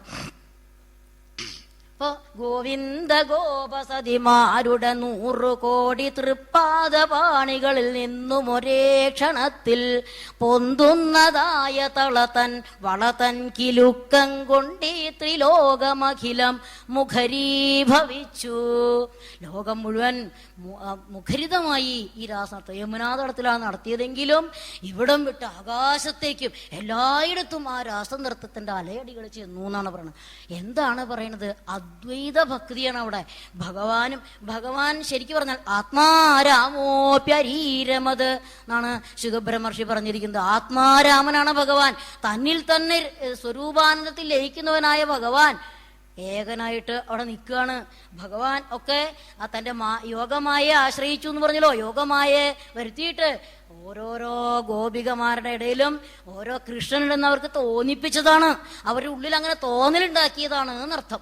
അങ്ങനെ ആ ഭഗവാൻ അവരെ എന്തൊക്കെയാണ് അവര് നൃത്തം ചെയ്യുന്നതിൻ്റെ ഇടയ്ക്ക് ക്ഷീണിച്ചു. അപ്പോ കാന്തമം സമവലംബതേ സ്മ, ഒരു ഗോപസ്ത്രീ ഭഗവാന്റെ തോളിൽ കയ്യിൽ വെച്ചു. വേറൊരു ഗോപസ്ത്രീ ഭഗവാന്റെ കൈ നേർത്ത ചിത പോലെ എടുത്ത് ചുംബിച്ചു, വസ്ത്രങ്ങൾ ചുംബിച്ചു. ഇതൊക്കെ രാസനൃത്തത്തിന്റെ ഇടയ്ക്ക് നടന്ന കളികളായിരുന്നു. അങ്ങനെ എന്ന് വെച്ചാൽ നിർവൃതിയാണ് അവർ അനുഭവിക്കുന്നത്. അവർക്ക് ആർക്കും ഒരു ഗോപസ്ത്രീയുടെ പുറത്ത് വേറെ ഗോപസ്ത്രീ നിൽക്കുന്നുണ്ട്, അവരെ അവർ നോക്കണില്ല. താനും കൃഷ്ണനും ഏകൻ. അങ്ങനെ അവർ രണ്ടുപേരും അങ്ങനെ ഓരോരുത്തരും അദ്വൈത ഭക്തിയുടെ കാഷ്ഠയിലേക്കുയർത്തി. ഈ രാസലീല അദ്വൈത ഭക്തിയുടെ ഉയർന്ന തലത്തിലേക്കാണ് എത്തിച്ചത്. നിത്യം സുഷുമ്നയുടെ മോളിൽ വസിച്ചിടുന്ന യോഗീന്ദ്രരും തലതിരിഞ്ഞു മറിഞ്ഞു വീഴും. അത്രയ്ക്കുയർന്ന പരമേശ്വര രാഗഭക്തി രാജ്യത്തിലാണ് അഭിനയിച്ചതു രാസലീല. അപ്പോ എന്താ പറയാ, പരമമായ ഭക്തി, അകൈതവമായ ഭക്തി, നിർവ്യാജമായ ഭക്തി, ആ ഭക്തി രസത്തിലാണ് ഇവര് നൃത്തം ചെയ്തത്. ആ നൃത്തത്തിന്റെ ഇടയ്ക്ക് നാവിതന്നവിച നീവികാം കിമഭി കുന്തളീമഭിച കഞ്ചുളീം. അപ്പൊ ഈ ഇവര് നൃത്തത്തിന്റെ ഇടയ്ക്ക് വള ഊരിപ്പോയി, തലമുടി അഴിഞ്ഞു, ഉത്തരിയൊക്കെ നിലത്ത് വീണുപോയി. അതൊന്നും അവരറിഞ്ഞില്ലാന്ന്. അത്ര ആ ഭക്തി രസത്തിലായിരുന്നു അവരിതൊന്നും അവരറിഞ്ഞില്ല. അപ്പോഴോ ജ്യോതിഷാമവിഗതംബകം ദിവ്യ വിളംബിതം കിമപരം ബ്രുവേ, ജ്യോതിഷ ദേവന്മാരുടെ സംഘം പോലും അവരാകെ സ്തബ്ധരായിട്ട് നിന്നുപോയി. ഇങ്ങനൊരു നൃത്തം അവർക്കൊക്കെ അത്ഭുതമായി എന്ന് പറയണം. അപ്പോ ആ രാസനൃത്തത്തിന്റെ പ്രത്യേകത, ഈ രാസനൃത്തത്തിനെ കുറിച്ച് പറയാൻ കുറേ വിസ്തരിച്ച് പറയാനുണ്ട്. ആ ഓരോന്നും എന്താന്ന് വെച്ചാല് ഈ രാസലീലയിലൂടെ ഒരേ സമയത്ത് കുറേ ആൾക്കാരെ മുക്തകളാക്കി തീർത്തുന്ന ഭഗവാൻ. അതിന് ഈ ഭഗവാനെ കൊണ്ടല്ലാണ്ട് ഇതൊരു ശൃംഗാര കഥയായിട്ട് നമ്മൾ ആരും കാണാൻ പാടില്ല. ഭഗവാൻ അങ്ങനൊരു ഇതൊന്നുമില്ല. ഭഗവാൻ നിർഗുണനാണ്, നിരാതങ്കനാണ്, അവ്യക്തനാണ്. ഒരേ സമയം വ്യക്തനുമാണ് അവ്യക്തനുമാണ് ഭഗവാൻ. അതേപോലെ ഗുണാതീതനാണ്, ഗുണമുള്ളവനുമാണ് ഭഗവാൻ. എല്ലാറ്റിനും കഴിവുള്ളവനാണ് ഭഗവാൻ. അപ്പൊ ഈ ഭഗവാനെ കൊണ്ടേ ഇങ്ങനൊരു നൃത്തം കഴിക്കാൻ കഴിയുള്ളൂ എന്നർത്ഥം. അപ്പോ ഈ കാമദേവനൊരു അഹംഭാവം ഉണ്ടായിരുന്നു. ബ്രഹ്മാദി സർവസുരവര്യരെയും ജയിച്ച ഗർവം നിമിത്തം അലറും സ്മരണേ സലീലം ഹാസാംശു കൊണ്ടു ഗതചേതനാക്കി. ഞാൻ ബ്രഹ്മാദി ദേവകളെ തൊട്ട് എല്ലാവരെയും ഞാൻ എന്താ പറയാ ജയിച്ചവനാണ് ഞാൻ എന്ന്. എന്താ അതിന് ഉദാഹരണം? ബ്രഹ്മാവ്, ഇന്ദ്രൻ, ചന്ദ്രൻ മുതലായിട്ടുള്ള ദേവന്മാര്, വിശ്വാമിത്രൻ, പരാശരൻ മുതലായിട്ടുള്ള ഋഷിമാരൊക്കെയും ഈ കാമജയത്തിന്റെ ദുസ്സാധ്യതയെ കുറിച്ച് പ്രകടമാക്കുന്നുണ്ട് പല കഥകളിലൂടെ. അറിയാം നമുക്ക് ആ കഥകളൊക്കെ. അപ്പൊ അവരെ പോലും ഞാൻ കാമപരവശരാക്കിയിട്ടുണ്ട്. ഈ കൃഷ്ണനെ പറ്റിയില്ല എന്ന്. അതാണ് ആ ഒരൊറ്റ പുഞ്ചിരി കൊണ്ട് ആ കാമദേവന്റെ അഹംഭാവത്തെയൊക്കെ ഇല്ലാണ്ടായി എന്നർത്ഥം. അങ്ങനെയുള്ള ആ രാസലീല ചെയ്ത ഭഗവാനെ നമ്മൾ നമസ്കരിക്കുകയാണ്. അവസാനം ആ രാസലീലയുടെ അവസാനം ഭഗവാൻ പറയാണ്, വിക്രീഡിതം വ്രജവധൂവിരിതം ച വിഷ്ണോഹോ ശ്രദ്ധാന്വിതോനു ശൃണുയാത് അധവർണയേദിയഃ ഭക്തിം പരാം ഭഗവതി പ്രതിലഭ്യ കാമം ഹൃദ്രോഗമാശപഹിനോത്യജിരേണ ധീരഃ. ഈ ഭഗവാന്റെയും ഗോപസ്ത്രീകളുടെയും ഈ ക്രീഡയെക്കുറിച്ച്, രാസക്രീഡയെക്കുറിച്ച് നമ്മള് പഠിക്കുക, മനസ്സിലാക്കുക, വായിക്കുക. ഇതൊക്കെ ചെയ്താൽ തന്നെ ഭഗവാനില് നിഷ്കളങ്കമായ നിഷ്കപടമായ ഭക്തി ഉണ്ടാവും. മാത്രല്ല ഹൃദ്രോഗം അപഹിനോതി, ഹൃദ്രോഗം കൂടി ഇല്ലാതെയാകുന്ന. എന്താ ഹൃദ്രോഗങ്ങള്? ഹൃദയത്തിലെ പ്രധാന രോഗം കാമാണ്. കാമം മുതലായിട്ടുള്ള എല്ലാ ദോഷങ്ങളും ഇല്ലാതാകും ഈ രാസലീല, ഭഗവാന്റെ രാസലീല ശ്രവിച്ചാൽ എന്നാണ് ആ കഥ. ഇനി അടുത്തത് നമുക്ക് പറയാനുള്ളത് ഭ്രമരഗീതമാണ്. ഈ ഭ്രമരഗീതം ഇത് വണ്ടിന്റെ പാട്ടാണ്. ഭ്രമരഗീതം എന്ന് പറഞ്ഞാല് ഈ ദശമസ്കന്ധത്തില് 2 അധ്യായങ്ങളിലാണ് ഈ ഭ്രമരഗീതത്തെ കുറിച്ച് പറയുന്നത്. അപ്പൊ ഭഗവാൻ ഒരിക്കൽ ഈ കംസോധൊക്കെ കഴിഞ്ഞതിന് ശേഷം ഭഗവാൻ അച്ഛനമ്മമാരൊക്കെ ജയിലിൽ നിന്ന് മോചിപ്പിച്ചു. പിന്നീട് ഉഗ്രസേനനെ രാജാവാക്കി. അത് കഴിഞ്ഞ് വിദ്യാഭ്യാസത്തിന് ഗുരുകുലത്തിൽ പോയി.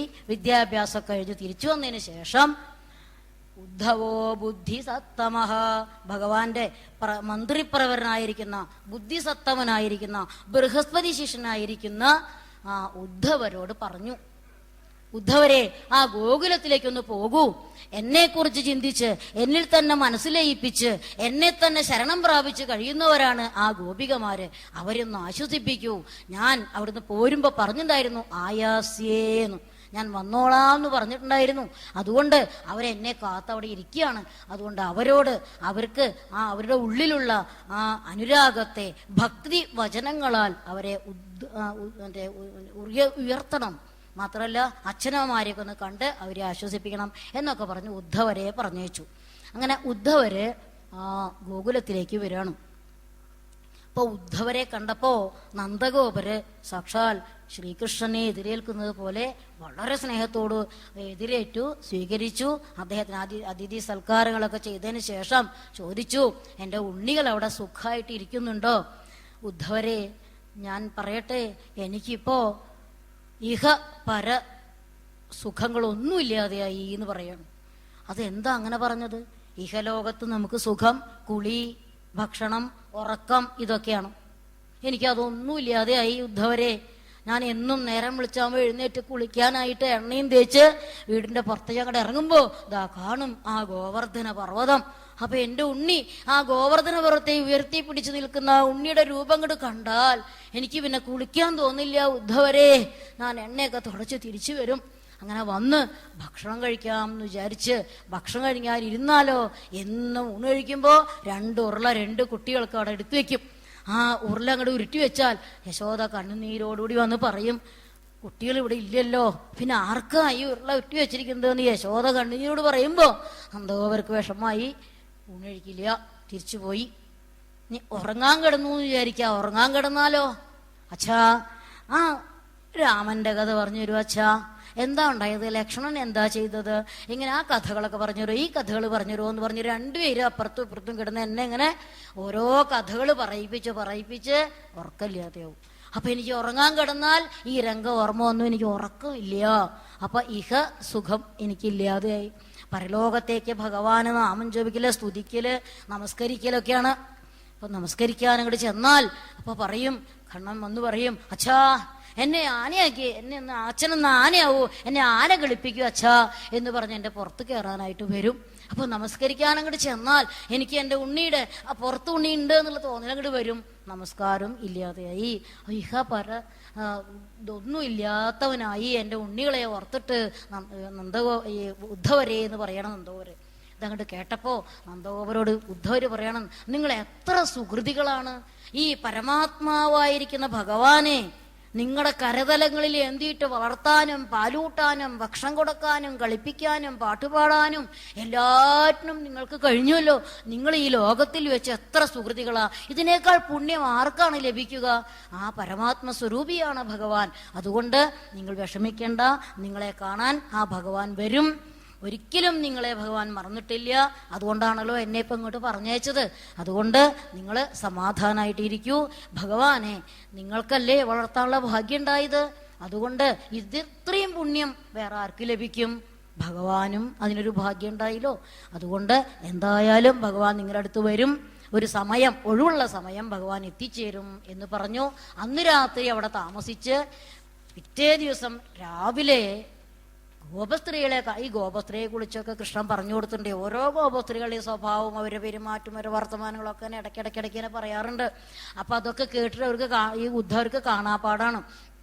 അപ്പൊ അവരെന്ത് ചെയ്തു? അവര് ഈ ഗോപസ്ത്രീകള് അന്ന് പ്രാതർദൃഷ്ട്വാ മണിമയരഥം ശങ്കിതാ പങ്കജാക്ഷ്യ, ഈ നന്ദഗോപ ഗൃഹത്തിന്റെ മുമ്പില് ഒരു രഥം ഇങ്ങോട്ട് കണ്ടപ്പോ അവർക്ക് സംശയമായി. ഇതെന്താ അത്? പണ്ട് ഇങ്ങനെ ഒരു രഥം കൊണ്ടുവന്നിട്ടാണ് കൃഷ്ണനെ കൊണ്ടുപോയത്. ആ ക്രൂരൻ എന്ന് പറഞ്ഞ ഒരു ക്രൂരൻ വന്നിട്ട് ഞങ്ങളുടെ കൃഷ്ണനെ കൊണ്ടുപോയി. ഇപ്പോ ഒരു രഥം വന്നിരിക്കുന്നത് എന്തിനാണാവോ എന്നൊക്കെ അവർ ആലോചിച്ചു. പക്ഷെ അവരെങ്ങനെയായിരുന്നു അവിടെ കഴിഞ്ഞിരുന്നത്? കൃഷ്ണൻ പോയപ്പോ സമയത്തറിയോ? കൃഷ്ണൻ അവിടുന്ന് പോയപ്പോ ആയാസ്യ എന്ന് കൃഷ്ണൻ പറഞ്ഞിട്ടുണ്ടായിരുന്നല്ലോ. അതുകൊണ്ട് അവര് ഇന്നന്തിയാകുമ്പോൾ വരും മുകുന്ദൻ, അല്ലെങ്കിൽ നാളെ പുലർക്കാലെ എത്തും എന്നോർത്തു കൃഷ്ണാഗമനയത്തെ എന്നും ഗോപീജനം കാത്തു വസിച്ചിടുന്നു. വരാന്ന് പറഞ്ഞിട്ടുണ്ടല്ലോ, അന്ന് വൈകുന്നേരം വരും, അല്ലെങ്കിൽ നാളെ കാലത്ത് വരും. ഇങ്ങനെ ദിവസം കൃഷ്ണനെ കാത്തിരിക്കുകയാണ്. അപ്പോൾ എന്താ അവര് ചെയ്യേണ്ടത്? പാൽവെണ്ണ കൂജാവിൽ നിറച്ചു വെച്ചും പൊൻതട്ടിൽ പൂക്കൾ നിരത്തി വെച്ചും.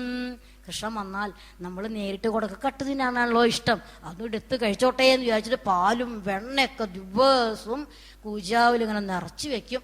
കൃഷ്ണൻ വരുമ്പോൾ കഴിച്ചോട്ടെ എന്ന് വിചാരിച്ചിട്ട് ഇങ്ങനെ കൃഷ്ണനെ തന്നെ, കൃഷ്ണന്റെ സൗഖ്യം സൗഖ്യമായും, കൃഷ്ണന്റെ സുഖം നിങ്ങൾക്ക് വേണ്ടു, കൃഷ്ണന്റെ യാതൊരു വിഷമവും നിങ്ങൾക്ക് സഹിക്കാൻ പറ്റില്ല. ഇങ്ങനെ ആ ഗോപികമാര് സദാ കൃഷ്ണധ്യാനത്തിലാണ്. ഒരു കാർമേഘത്തിനോടും കരിവണ്ടിനോടും കാർമേഘത്തിനോട് പറയും, ഞങ്ങളുടെ കൃഷ്ണനെ നിങ്ങൾ കുഷിയിലാക്കി വെച്ചിരിക്കുകയല്ലേ, തിരിച്ചു തരൂ, ഞങ്ങളുടെ കാർവർണനെ തിരിച്ചു തരൂ. ഇങ്ങനെ സദാ ഇവരുടെ ജോലി എന്താ? പാൽ കറക്കുമ്പോഴും കൃഷ്ണൻ, തൈര് കലക്കുമ്പോഴും കൃഷ്ണൻ, നീലാംബുജാക്ഷവന മാല മനോഹര ലീലാവിലാസ സുന്ദര. തൈര് കലക്കുക, അവരുടെ ഉള്ളിൽ മുഴുവൻ ആ ഓടിക്കളിക്കുന്ന കൃഷ്ണനാണ്, വെണ്ണകെട്ട് തിന്നാൻ വരുന്ന കൃഷ്ണനാണ്. അങ്ങനെ സദാ കൃഷ്ണഭക്തിയിൽ മുഴുകിയിരിക്കുകയാണ് ഗോപസ്ത്രീകൾ. അവരിങ്ങനെ കൃഷ്ണ രാമ കൃഷ്ണ ദാമോദര എന്നിങ്ങനെ പാടിപ്പാടിയിരിക്കുന്ന സമയത്താണ് ആ ഉദ്ധവരവിടേക്ക് ചെല്ലുന്നത്. അപ്പോൾ ഉദ്ധവരേനെ കണ്ട നല്ല ആജാനുബായി ബാഹുവായിട്ട് അതിസുന്ദരനായിരിക്കുന്ന രൂപം. അപ്പൊ എന്താ ഉദ്ധവരുടെ പ്രത്യേകത എന്ന് വെച്ചാൽ, ശ്രീകൃഷ്ണൻ ധരിച്ച ആ വസ്ത്രം ഉപേക്ഷിച്ച വസ്ത്രം ഉദ്ധവര് ധരിക്കും, ഭഗവാന്റെ പാദുകങ്ങൾ ഉപേക്ഷിച്ച് അത് ധരിക്കും. ഇങ്ങനെ അത്ര ഭഗവത് ഭൃത്യനായിട്ട്, ഭഗവത് ഭക്തനായിട്ട്, സേവകനായിരിക്കുന്ന ആ ഉദ്ധവരെ കണ്ടപ്പോ കൃഷ്ണനെ പോലെ ഉണ്ടല്ലോ, എന്നാ കൃഷ്ണനല്ല, നല്ലൊരു ശ്രേഷ്ഠനായിട്ടുള്ള ഒരാളാണ്. അപ്പൊ നേരത്തെ അക്രൂരനെ കുറിച്ച് ചിന്തിച്ച പോലെ ചിന്തകളൊക്കെ അവർക്ക് പോയി. അങ്ങനെ ഉദ്ധവര് നേരെ അവരുടെ അടുത്തേക്ക് ചെല്ലണം. അപ്പോൾ ഇവരുടെ ഈ ഭാവം തന്നെ ഇവർ കണ്ടിട്ടുണ്ട്. പിന്നെ കൃഷ്ണൻ അങ്ങോട്ട് പോയപ്പോ ആ പ്രകൃതി പോലും നിശ്ചലായി എന്നാണ് പറയണത്. കാർവർണ്ണനന്തർഹിതനായ ശേഷം ആടാതയായി മയിലിൻ സമൂഹം, വംശീരവം കാട്ടിൽ നിലച്ചതോടെ പാടാതെയായി കുയിലിൻ കദംബം. കൃഷ്ണനോട് പോയപ്പോ പിന്നീട് ആ കാട്ടില് മയിലുകളൊന്നും ആടാറില്ല, കുയിലൊന്നും പാടാറില്ല. എന്താ കാരണം? അവർക്ക് അത്രയും കൃഷ്ണനുള്ള ഭ്രമായിരുന്നു. കൃഷ്ണൻ ഉണ്ടെങ്കിൽ ഇതൊക്കെ ചെയ്യും അവര്. അങ്ങനെയായിരുന്നു. അങ്ങനെ ഇരിക്കുന്ന ആ ഗോകുലത്തിലേക്കാണ് ഉദ്ധവര് ചെന്നത്. അപ്പൊ ആദ്യം അവരൊന്ന് മടിച്ചു. പിന്നെ അടുത്തേക്ക് ചെന്നു. എല്ലാവരും ചോദിച്ചു, എന്താണ് ഇപ്പൊ വന്നത് നിങ്ങള്? അച്ഛനമ്മമാരെ കുറിച്ച് അറിയാൻ വേണ്ടി കൃഷ്ണൻ പറഞ്ഞയച്ചതായിരിക്കും അല്ലെ? അല്ലാതെ ഇപ്പൊ എന്താ ഈ ഗോകുലത്തില് കൃഷ്ണൻ അറിയാനുള്ളത്? ഞങ്ങളെയൊന്നും ഇപ്പൊ കൃഷ്ണൻ ഓർക്കുന്നുണ്ടാവില്ല. അതുകൊണ്ട് ഇപ്പൊ അവിടെയുള്ള ആ മധുരയിലുള്ള സുന്ദരിമാരെ കുറിച്ചായിരിക്കും കൃഷ്ണന്റെ വിചാരം. ഞങ്ങളെ കുറിച്ചൊന്നും ഇപ്പൊ അറിയുന്നുണ്ടാവില്ല. വേറെ ഒന്നും കൃഷ്ണന് പറയാനില്ലേ എന്നൊക്കെ അവരിങ്ങനെ ചോദിച്ചു. കൃഷ്ണന്റെ സ്വഭാവം എന്താണെന്നറിയോ? ഈ വണ്ടുകളുടെ പോലെ സ്വഭാവ. വണ്ടുകൾ എങ്ങനെയാ? ഒരു പുഷ്പത്തിൽ തേൻ കുടിച്ചു കഴിഞ്ഞാൽ വേറെ പുഷ്പത്തിലേക്ക് പോകും, പിന്നെ ആ പുഷ്പത്തിനെ മറക്കും. അതുപോലെയാ ഞങ്ങളെയൊക്കെ മറന്നു കൃഷ്ണൻ, ഇപ്പൊ അവിടുത്തെ സ്ത്രീകളായിട്ടാണ് ഇഷ്ടം എന്നൊക്കെ പറഞ്ഞു നിൽക്കുമ്പോഴാണ് അവരുടെ ഇടയിലേക്ക് ഒരു വണ്ട് വന്നു. അതാണ് ഈ ഭ്രമരഗീതം എന്ന് പറയണം. അപ്പൊ ആ വണ്ടിനെ കണ്ടിട്ട് ഇത് ഭഗവാൻ പറഞ്ഞയച്ചതാണെന്ന് കരുതിയിട്ട് ആ വണ്ടിനോട് അവര് പറയുന്ന ഒരു ഗാനമാണ് ഈ ഭ്രമരഗീതം എന്ന് പറയുന്നത്. ഓരോ ഗോപസ്ത്രീകളും പാടുകയാണ് ഇങ്ങനെ. മധുബകിതവബന്ധോ മാസ്പൃശാഘ്രിം പത്ന്യാഹ കുജ വിലുളിതമാല കുങ്കുമശ്മശ്രുവിർണഃ വഹതു മധുപതിസ്തന്മാനിനീനാം പ്രസാദം യദു സദസി വിഡംബ്യം എത്ര ദൂതസ്ത്വമീദൃക്. ഹേ വണ്ടേ, നീയ് കിതവബന്ധോ, ചതിയന്റെ കൂട്ടുകാരാ. കൃഷ്ണനെയാണ് ഇവിടെ ചതിയെന്ന് പറഞ്ഞത്. ചതിയന്റെ കൂട്ടുകാരാ, നീ എന്റെ കാല് തൊടരുത്, എന്റെ അടുത്തേക്ക് വരരുത്. നീ എന്താ കാരണം? നീ ആ മധുരയിലത്തെ സ്ത്രീകളുടെ ശരീരത്തില് അവരുടെ കുങ്കുമൊക്കെ പതിച്ച് വന്നിട്ടുള്ള ആ മാലയിൽ ചെന്ന് ആ മീശയിലൊക്കെ, നിന്റെ മീശയിലൊക്കെ അവരുടെ ആ കുങ്കുമം പതിഞ്ഞിട്ടുണ്ട്. ആ മാല പതിഞ്ഞിട്ടുള്ള കുങ്കുമം പതിഞ്ഞിട്ടുള്ള കാലുകൊണ്ട് നീ സ്പർശിക്കരുത്, വണ്ടേ നീ ദൂരെ പോകൂ, ഈ യദുകുലത്തിലെ യദുവംശത്തില് നീ ദൂതനായി നീ പരിഹസിക്കപ്പെടുകയുള്ളൂ എന്നാണ് അവർ പറയണം. അപ്പോ അവരെന്താ ഈ വണ്ടിലും ഭഗവാനെ കാണുകയാണ്. ഇപ്പൊ ഭഗവാനോട് പറയണ പോലെയാണ് ഈ വണ്ടിനോട് പറയുന്നത്. അപ്പോ ആ വേറൊരു ഗോപസ്ത്രീ പറയാണ്, സകൃത അധരസുതാം സ്വാം മോഹിനീം പായയിത്വാ സുമനസൈവ സദ്യ തത്യജേയസ്മാൻ ഭവാദൃക് പരിചരതി കഥം തദ പാദപത്മം തു പത്മാ ഹ്യഭിബദ ഹൃദ ചേതാ ഉത്തമ ശ്ലോക ജൽപൈഹി. ഹേ വണ്ടേ, ഈ ശ്രീകൃഷ്ണൻ എന്താ ചെയ്തിരിക്കുന്നത്? ഭഗവാൻ ഞങ്ങളെ കൊണ്ട് ആ മധുര മനോഹരമായിട്ടുള്ള അധരം ഒരു പ്രാവശ്യം ഞങ്ങളെ പാനം ചെയ്യിച്ചു, ബലമായിട്ട് പാനം ചെയ്യിച്ചു. എന്നിട്ട് കടന്നുപോയി.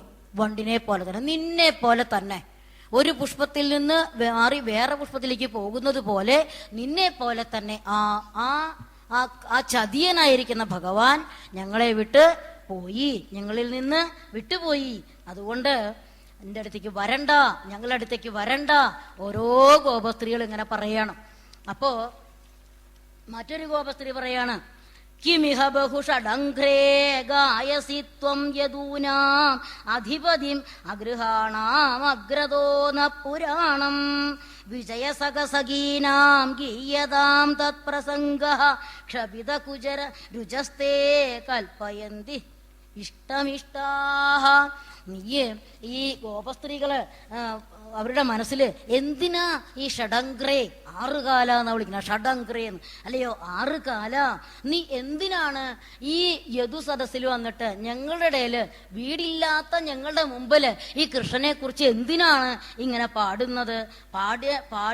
പാടിയിട്ട് ഒരു കാര്യവുമില്ല, ഞങ്ങൾക്ക് അതിലൊന്നും താല്പര്യമില്ല, കേൾക്കാൻ ഇഷ്ടമില്ല ഞങ്ങൾക്കാർക്കും എന്ന് പറഞ്ഞു.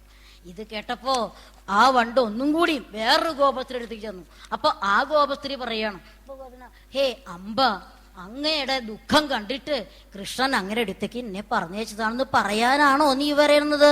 വരണ്ട, എന്റെ അടുത്തേക്ക് നീ വരണ്ട, ആവശ്യമേ ഇല്ല. എന്റെ അച്ഛനമ്മമാരെയും പുത്രന്മാരെയൊക്കെ ഉപേക്ഷിച്ചിട്ടാ ഞാൻ ആ കൃഷ്ണനെ ആശ്രയിച്ച്, ആ കൃഷ്ണൻ എന്നെ ഉപേക്ഷിച്ചു പോയില്ലേ, ഇനി നീ എൻ്റെ അടുത്തേക്ക് വരണ്ട, ആ കൃഷ്ണന്റെ അടുത്ത് വന്ന നീ എൻ്റെ അടുത്തേക്ക് വരണ്ട എന്ന് വേറൊരു ഗോപസ്ത്രീ പറയാണ്.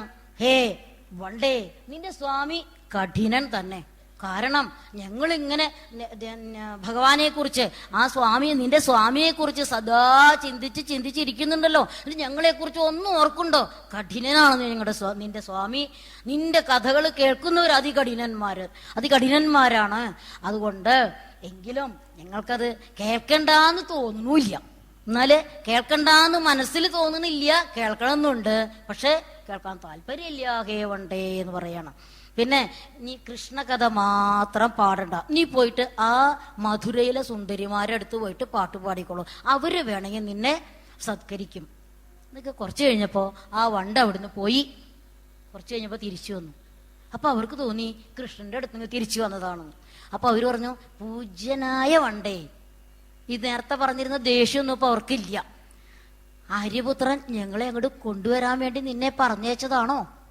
ആര്യപുത്രൻ അവിടെ പേരൊക്കെ മാറി, ഭഗവാനെ വിളിച്ചിരുന്ന കഠിനൻ എന്നുള്ള പേരൊക്കെ മാറ്റി ആര്യപുത്രൻ, എല്ലാ ആര്യനായിട്ടുള്ള ശ്രേഷ്ഠനായിരിക്കുന്ന ആ ഭഗവാൻ ഞങ്ങളെ ഓർക്കാറുണ്ടോ? ആ രാസക്രീഡയില് ചെയ്ത ആ ഭഗവാന്റെ ഓരോ ലീലകളും ഞങ്ങളെക്കുറിച്ച് ആ ഭഗവാൻ ഓർക്കാറുണ്ടോ എന്നൊക്കെ പിന്നീട് മയത്തില് ആ വണ്ടിനോട് പറയണം. അപ്പൊ ഭഗവാൻ ഉറപ്പിച്ചിട്ട് ആ ഗോപികമാര് ഈ ഭഗവാൻ തന്നെ ഈ വണ്ടിലൂടെ ഭഗവാൻ കണ്ടിട്ട് അപ്പൊ സർവചരാചരങ്ങളിലും ഭഗവാൻ ഉണ്ട് എന്ന് സ്ഥാപിക്കുകയാണ്. ഒരു വണ്ടിനോട് ഇവരിങ്ങനെ പറയണമെങ്കിൽ അത് കൃഷ്ണനായിട്ട് ധ്യാനിച്ചിട്ടാണല്ലോ പറയുന്നത്. അപ്പോ സർവഭൂത, എല്ലാ ജീവജാലം, സർവഭൂതേഷു ഞാൻ, എല്ലാ ജീവജാലങ്ങളിലും ഞാൻ കുടികൊള്ളുന്നുണ്ട്. സർവഭൂതാനി ച ആത്മനി, സർവചരാചരങ്ങളിലും ഞാനുണ്ട്, സർവചരാചരങ്ങളും എന്നിലുമുണ്ട് എന്ന് ഭഗവാൻ ഭഗവത്ഗീതയിൽ പറഞ്ഞിട്ടുണ്ട്. അതുപോലെ ഈ ഗോപസ്ത്രീകള് ഇങ്ങനെ പാടിയിട്ട് നിന്ന് കണ്ടപ്പോ ഈ ഉദ്ധവര് തീരുമാനിച്ചു. ഉദ്ധവര് പറയാണ്, വേദ അധ്യയനം കൊണ്ടോ ശാസ്ത്ര പഠനം കൊണ്ടോ യോഗ അഭ്യാസം കൊണ്ടോ ഒന്നും ലഭിക്കാത്ത ഉത്തമ സ്ഥാനം ദാ ഈ ഗോപസ്ത്രീകൾ നേടിയിരിക്കുന്നു. എങ്ങനെ? അകൈതവമായ ഭക്തി കൊണ്ട്. അവർക്ക് തന്മനസ്കാസ്തദാലാഭ തന്നിഷ്ടാ തത്പരായണ. എന്താ? എല്ലാ ജോലി ചെയ്യുമ്പോഴും അവർക്ക് കൃഷ്ണൻ മാത്രമേ ഉള്ളൂ. അങ്ങനെ അതാണ് മത്കർമ്മഗത് മത്പരമ മദ്ഭക്ത സംഘവർജിത നിർവൈര സർവഭൂതേഷു യഃ സ മാമേതി പാണ്ഡവ എന്ന് ഭഗവാൻ ഭഗവത്ഗീതയിൽ പറഞ്ഞിരിക്കുകയാണ്. എങ്ങനെയുള്ളവനാണ്? സംഘവർജിത. ഈ ഗോപസ്ത്രീകളോടുകൂടി ഭഗവാൻ അനേകം രാത്രികളിൽ രമിച്ചു എന്നാണ് പറയുന്നത്. എന്നിട്ടും വെളിച്ചാകുമ്പോൾ വീട്ടിലേക്ക് തിരിച്ചു ചെന്നാൽ അവരുടെ ഭർത്തൃപുത്രാദികളൊന്നും അവരോട് യാതൊരു വിരോധഭാവവും കാണിച്ചില്ല എന്നാണ് പറയുന്നത്. അപ്പോ ഈ ഭഗവാൻ തന്റെ മായാദേവിയെ ആശ്രയിച്ചിട്ടാണല്ലോ ഈ രാസക്രീഡ നടത്തിയത്. അങ്ങനെ ആ രാസക്രീഡ നടത്തിയതിലൂടെയും ഈ ഭ്രമരഗീതത്തിലൂടെയും നമുക്ക് മനസ്സിലാക്കി തരുന്നത് സർവാന്തര്യാമിയാണ് ഭഗവാൻ. എല്ലാ കാലങ്ങളിലും കുടികൊള്ളുന്നവനാണ് ഭഗവാൻ. ആ ഭഗവാനെ സർവാത്മനാ നമ്മൾ ഭജിക്കണം, സർവാത്മന ആശ്രയിക്കണം എന്ന് ഈ കഥകളിലൂടെ നമുക്ക് മനസ്സിലാക്കി തരാണ്. ഇപ്പൊ ഭക്തി എങ്ങനെയുണ്ടാവുക? നമുക്ക് ഭക്തി ഉണ്ടാവണല്ലോ. ഭക്തി ഉണ്ടാവണമെങ്കിൽ ഭക്തി സജ്ജന സംഗമാത്ര സുലഭാ തത്വാർത്ഥബോധപ്രദ സാമുക്തിം ദിശതീതി ദുഷ്കൃതമഭിശ്രേയോ നിദാനം ഭവേത് ഭക്തിർമുക്തികരീ ജനസ്യ ജനിതാ കേനാഭിവാഹേതുനാ തന്മേ ചിന്മയ ഭക്തവത്സല ഭവത്യാധൽ സ്വഭക്തിം പരാം. എങ്ങനെയാണ് നമുക്ക് ഭക്തി ഉണ്ടാവുക? ഭക്തി സജ്ജന സംസർഗം കൊണ്ടാണ് നമുക്കുണ്ടാവുക. ഈ സജ്ജനങ്ങൾ എങ്ങനെയുള്ളവരായിരിക്കും? അവർക്ക് എല്ലാം പരഗുണ പരമാണൂൻ പർവ്വതീകൃത്യ മറ്റുള്ളവരുടെ ദോഷങ്ങളൊന്നും മനസ്സിൽ കാണില്ല. ഗുണങ്ങളൊക്കെ പെരുപ്പിച്ച് കാണുന്നവരാണ് സജ്ജനങ്ങൾ. ആ സജ്ജന സംസർഗം കൊണ്ടാണ് നമുക്ക് ഭക്തി ഉണ്ടാവുക. ഭക്തി ഉണ്ടായാലോ നമുക്ക് മുക്തി ഉണ്ടാവും. അങ്ങനെ മുക്തികരായിട്ടുള്ള ആ ഭക്തി നമുക്ക് ഉണ്ടായാൽ അത് മതി നമുക്ക്. അപ്പൊ ഭഗവാൻ പറയാണ്, കേനാവിവാഹേതുന, ഏത് രീതിയിൽ അവന് ഗോപ്യ കാമ എന്ന് പറഞ്ഞത്, ഗോപികള് കാമഭക്തിയിലൂടെയാണ്. ആ കാമഭക്തി വളർന്നു നിഷ്കാമ ഭക്തിയായി തീർന്നു അവരുടെ. ഈ സമന്തപഞ്ചകത്തിൽ വെച്ചിട്ട് അവർക്ക് ഭഗവാൻ തത്വോപദേശം ചെയ്യുന്നുണ്ട്. അപ്പൊ ഈ രാസക്രീഡ കഴിഞ്ഞ് ഈ ഭ്രമരഗീതം കേട്ട് ഭ്രമരഗീതത്തിലുള്ള അവരുടെ മനസ്സ് മുഴുവൻ ഭഗവാനിലായിരുന്നു.